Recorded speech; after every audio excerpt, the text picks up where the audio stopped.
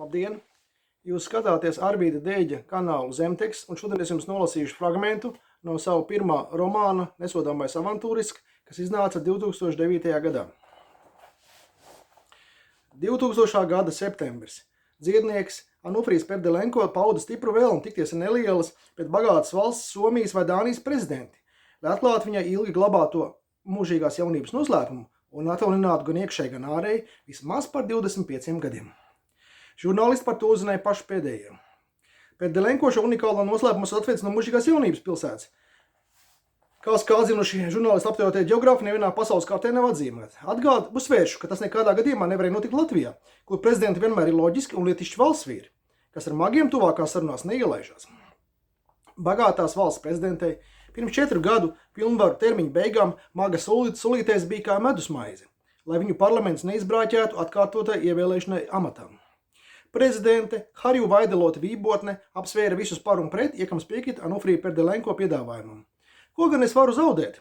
Man ir pieklājīga apmēra pensija, mīlošs un gudrs vīrs, pieauguši 3 dēli, ietaupījumi Lichtensteinas bankās un nekustami īpašums trausu fermas ķenguru audzētavas Austrālijā. Ja arī nekļūšu par 25 gadiem jaunāka, vismaz būšu riskējusi ar sakrālo metožu pielietojumu. Tuvojas ūdensvīra laikmets. Sevis atjaunināšana man ļaus piedzīvot vairāk arī zemes slodzes polu maiņu. Ja izdosies, kā apgalvo Maks vīram, bērniem, draugiem un politiskai elitei pastāstīšu, ka savā atvaļinājumā izgāja plastisko operāciju un Šveices klīnikas Prerī patentēto ķermeņa atjaunināšanas procedūru sēriju. Viens brīnum preparāta Prerī dūriens pie šveiciešiem maksāja $10,000, bet visa cilvēka atjaunināšanas kursa cena saskanot līdz $100,000. Tas kavējot neatgriezeniskas izmaiņas novecojušā organismā un kalpojot kā profilaktiskais līdzeklis pret onkoloģiskām slimībām. Taču brīnum zāļu injekcijas esot sāpīgas, un daudz šīs pasaules varenē līdz 3 diennaktīm gulējuši deguns spilvenos, gremdēdami un dibengals izslējuši pret sildlampām. Tas veicinājis eliksīru ātrāku un labāku uzsūkšanos organismā. Šo zāļu pamatā esot izvilkums no alpu pļavās speciāli audzētu jēru aknām. Mans prāts, valodu zināšanas, profesionālā kompetence netiks skarta, mainīsies tikai ķermeņa ārējais apvalks, prognozēja prezidenti. Anufrijs asociācijā lauku klejotājs iznomāja attālu viesu namiņu pie Rojas un apgādājas ar ēdienu rezervēm 18 dienām. Vakarā no bagātās valsts lidmašīnā uz Tukuma militāru lidlauku atveda prezidenti. Pēc tam pārsēdināja 6-metrīgā limuzinā ar tomši tonētiem stikliem. Tajā viņai tinoties magnetofona lentai bija monotoni jāskaita indiešu mantras. Dziednieks Perdelenko nedēļu pēc pacienta ēst ne kripatas, tikai skaloja kuņģi ar zāļtējām un iezveda ķermeni ar šķidriem bezdalīgu mēsliem. Pārvēršana sākās 8. dienā, liekot prezidentei kājas iegremdēt bļodā ar ledu, bet galvu pabāzt zem platas marles, lēni un izjusti ielapojot saldi kodīgus tvaikus no 16 dažādiem augiem. Pēc tam vienā piegājienā bija janvārī 33 dažādu krāsu tabletes, ko pagatavojas pats Maks no Himalaju preparātiem. Paciente aizmiga pārvēršanās laikā, un Anufrijs ar miesasargiem viņu pārnesa uz kušeti. Nākamajā rītā Harju ieskatījās spogulī un no vaiga bija atjaunināta par 10 gadiem. Turpmākajās 2 dienās viņi nometa vēl 15 gadus, aiz brīnumzāliešu iedarbības inerces.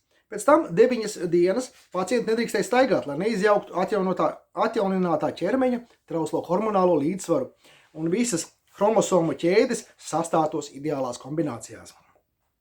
Kad 19. dienā viņa kā eksperimenta trusītis tika brīvībā skaidīt gar jūras malu, viņai bija jaunas sievietes auguma proporcijas un samtaini glaumena āda bez nevienas krunciņas. Miesas sargi uzvalkos un kurpēs ar citām pazolēm pat netika līdzi savas darba devējas skrejienam.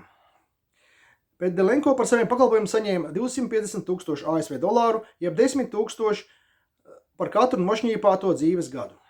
Kad Harju Vaidelota Vībotne piebrauca pie prezidentes rezidences, sargpostenis viņu ielaida prezidenta auto standarta numurzīmes un karodziņu dēļ. Tad viņu prezidenta kancelē izsauca apspriedi, savu personīgo adjutantu. Viņš samīstinājās 5 minūtes blendas sievietē un teica: "Jūs viltvārdi, kas piesavināsies mūsu valsts prezidents kostīmu un rodas lietas.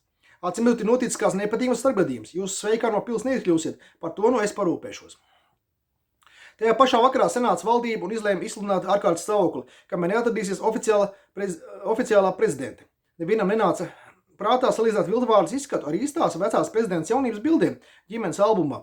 Sieviete, kas uzdevās par tautas prezidenti, apklusināja ar 100 000 ASV dolāru kukuli un izsūtīja uz valstī piedarošām zvejnieku salām bez tiesībām pamest trimdas vietu, piekomandējot apsargāšanai īpašo uzdevumu vienību. Oficiālajai prezidentei apturēja algas un reprezentācijas izdevumu ieskaitīšanu kontos un arestēja visu zināmos depozītus. Viņas vīram un dēliem neteica visu patiesību par valdības rīcību. Vīrs noturēja aizlūgumu par sievas dvēseli un turpmāko dzīves daļu staigāja tērpies sērās. Dēli mantoja visus nekustamos īpašumus un Lichtenšteinā nobeidzinātos iedobjumus, ko sadalīta līdzīgās daļās, kā kristīgi audzinātiem vīriem pieklājas. Pašu dziednieku Anufriju Perdelenko, kurš šis ziepes ar valstisko skanējumu ievārījis, apmierināja notikumu attīstību. Pirmais eksperiments ar atjaunināšanu noslēdzies veiksmīgi. Jaunības eliksīra recepts izsakšana attaisnojusies. Turpmāk par viņu klientiem kļūs rietumu puses multimiljonāri, nevis šaubīgie valstvīri. Tādi, kuri vēlas izbaudīt 3. un 4. jaunību un neprātīgi baidās no nāves vizītes. Paldies! Jūs skatījāties Arvīda Deģa kanālu Zemteksts. Paldies, ka paliekat kopā ar mani. Abonējiet, iesakiet, dalieties. Visu labu!